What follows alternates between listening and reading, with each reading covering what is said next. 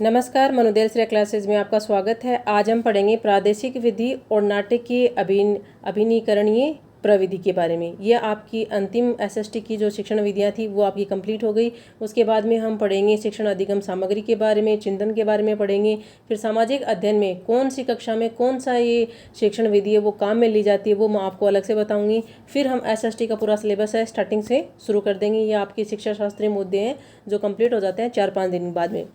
तो सबसे पहले हम पढ़ते हैं प्रादेशिक विधि। प्रादेशिक विधि है, ये विधि आती है भूगोल विषय के लिए। जो भूगोल की शिक्षण विधि है वो इसी से करवाई जाती है, प्रादेशिक विधि से।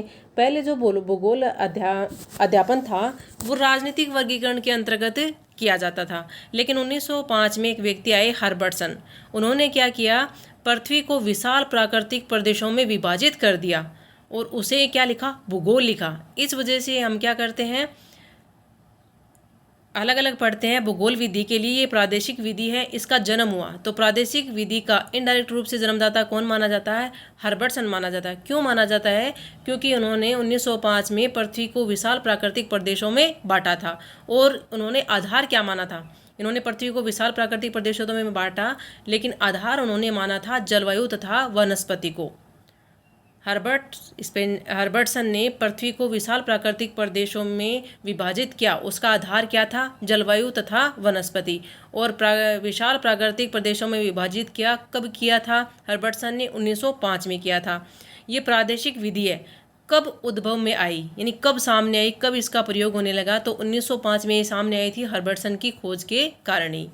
यह विधि इंपॉर्टेंट ये बात भी है कि यह विधि माध्यमिक तथा उच्च माध्यमिक स्तर, प्राथमिक में नहीं है, या नहीं, ये ध्यान में रखना आपको कि यह विधि माध्यमिक तथा उच्च माध्यमिक स्तर दोनों में काम में ली जाती है।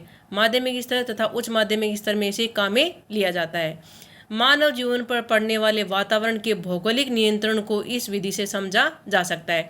जैसे कि कोई भूकंप आया, आपने महासागरीय जल धाराएं पढ़ते हैं, अलग अलग प्रकार की आपको पता चल जाता है कि ये महाद्वीप है, ये उपमहाद्वीप है, यहाँ पे पहाड़ है, यहाँ पे क्या है, अलग अलग चीज़ें हैं। तो ये आप भूगोल विषय से तो सीखते हैं। तो मानव जीवन पर पड़ने वाले वातावरण के भौगोलिक नियंत्रण को इस विधि से समझा जा सकता है। क्वेश्चन बनता है कि मानव जीवन पर पड़ने वाले वातावरण के भौगोलिक नियंत्रण को कौन सी विधि से समझा जा सकता है, तो प्रादेशिक विधि से समझा जा सकता है। ये प्रादेशिक विधि हर्बर्टसन की खोज के बाद में आई थी, जब उन्होंने 1905 में पृथ्वी को विशाल प्राकृतिक प्रदेशों में बांटा था और उन्होंने आधार बनाया था जलवायु तथा वनस्पति को। इसी के आधार पर उन्होंने, हर्बर्टसन ने क्या किया था, पृथ्वी को भागों में विभाजित किया था।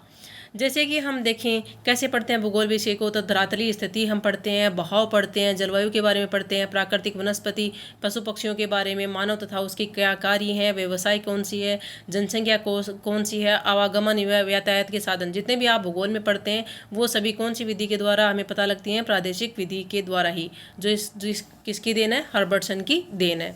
ये जो उद्देश्य इसका जो प्रादेशिक विधि का है वह उद्देश्य यही होता है कि बच्चों को क्या हो समझ में आ जाती है, भौगोलिक नियंत्रण के बारे में समझ सकते हैं, भौगोलिक स्थिति के बारे में समझ सकते हैं, अपने पूर्ण वातावरण में जितना भी प्रभाव पड़ता है, भौगोलिक आपदाएं हैं, वो उन सभी के बारे में प्रादेशिक विधि से हम समझ सकते हैं। ध्यान इतना रखना है, किसकी देन है, हर्बर्टसन की देन है, 1905 में दिया था, आधार बनाया था जलवायु तथा वनस्पति को। ये माध्यमिक और उच्च माध्यमिक विद्यालय स्तर पर, ये उच्च माध्यमिक कक्षा तक इसमें क्या में काम में ले सकते हैं। नाटक की अभिनयीकरण प्रविधि। नाटक क्या होता है, रंगमंच होता है जिसमें आप क्या करते हो, नाटक करते हो, तो यही नाटक है। नाटक को आप कौन कौन सी ऐसी चीज़ें हैं एसएसटी में जिसको आप नाटक के माध्यम से दिखा सकते हो। जैसे कि शिवाजी, कोई बच्चा शिवाजी बन गया और आप उसमें शिवाजी की यात्रा को दर्शा रहे हो, तो कोई भी यात्रा वर्णन आप कर सकते हो। किसी को महाराणा प्रताप बना दिया, किसी को लक्ष्मीबाई बना दी, ये नाटक भी तो करते हैं स्कूलों में प्रोग्राम के टाइम में। तो यही क्या है, नाटक की अभिनयीकरण प्रविधि है। सृजनात्मक शक्तियों का विकास होता है, सबसे ज़्यादा सृजनात्मक शक्तियों का विकास होता है इस नाटक की अभिनयीकरण प्रविधि से। ऐतिहासिक प्रकरण, जैसे शिवाजी की आगरा यात्रा आपको दिखानी है, नागरिक शास्त्र में संसद की बैठक की कार्रवाई का आप अभिनय करवा सकते हो, पाठ की सूक्ष्म विवेचना की जा सकती है। इंपॉर्टेंट है ये बात, सूक्ष्माति सूक्ष्म विवेचना कौन सी विधि के द्वारा की जा सकती है, नाटक की अभिनयीकरण प्रविधि से। ध्यान में रखना इस बात को कि पाठ की अति सूक्ष्म यानी बहुत ज़्यादा आप डीपली चले जाते हो तभी तो आप नाटक करोगे, क्योंकि आपको ओरली सब कुछ याद है, आप उसकी छोटी छोटी बातों की समझोगे। अगर आपको महाराणा प्रताप बनना है तो आप ऐसे तो बनोगे नहीं, आपको पता होना चाहिए कि महाराणा प्रताप कैसे कपड़े पहनते थे, कौन हाथ में क्या रखते थे, कौन सा घोड़े पे वो बैठते थे, तो आपको सब चीज़ ध्यान में होगी। फिर वो कैसे बोलते थे, तो आपको पाठ तो पूरा पढ़ोगे, उसकी सूक्ष्म सूक्ष्म बातों का ध्यान में रखोगे, तभी तो आप नाटक कर पाओगे, उसको जियोगे। तो ये इसी वजह से क्या कहा जाता है कि पाठ की सूक्ष्माति सूक्ष्म विवेचना की जा सकती है इस नाटक की अभिनयकरण प्रविधि से। झिझक तथा लज्जाशीलता प्रवृत्ति को कम करती है। झिझक और लज्जाशीलता, इसका सबसे बेस्ट उदाहरण है सुपर 30 की मूवी। जब आपने देखा है तो वो सारे बच्चे क्या इंटेलिजेंट होते हैं, लेकिन वो एग्ज़ाम देने जाते हैं कंपटीशन का, तो वो उनके नंबर कम आते हैं, क्योंकि वो उनको देख के, वो इंग्लिश मीडियम से सारे बच्चे, उनकी जो पहनावा था उनको देख के वो क्या करते हैं, डिप्रेस्ड हो जाते हैं, तो अच्छा अपने मार्क्स नहीं ला पाते हैं। तो वो क्या करते हैं, नेक्स्ट टाइम ने उनको ऋतिक रोशन क्या बोलते हैं कि आप जाओ और वहाँ पे नाटक करो, तो वो गाना गाते हैं। तो वही इस पे उसने फिर क्या निकाल दी, झिझक निकाल दी, लज्जाशीलता भी निकाल दी। फिर वो क्या करते हैं, अच्छे मार्क्स लाते हैं। तो झिझक तथा लज्जाशीलता हर बच्चे में निकलनी बहुत ज़रूरी होती है, तभी उसका क्या होगा, सर्वांगीण विकास होता है।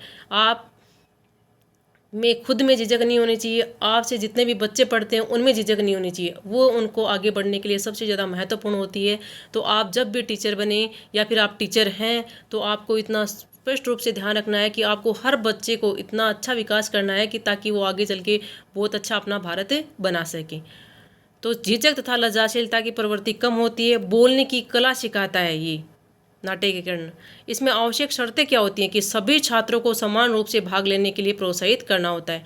ऐसे नहीं कि आपने एक बच्चे को कहा कि चलो इस पे नाटक करना है, तो 3-4 बच्चे को डेली वो नाटक कर रहे हैं, वही बच्चे नाटक कर रहे हैं, तो पीछे वाले तो बच्चे रह गए। तो हर बच्चे को आपको क्या करना है अपनी क्लास में, अगर आपके 50 बच्चे हैं तो हर 50 बच्चे को आपसे आपकी झिझक निकालनी है, लज्जा निकालनी है, ताकि वो आगे बढ़ सकें। ये आपकी प्रविधियाँ कंप्लीट हो गई हैं। आगे हम पढ़ेंगे आपका जो SST में इसके महत्वपूर्ण क्या होते हैं और जो सहायक सामग्री हैं उनको पढ़ेंगे। Okay, thank you for watching my video.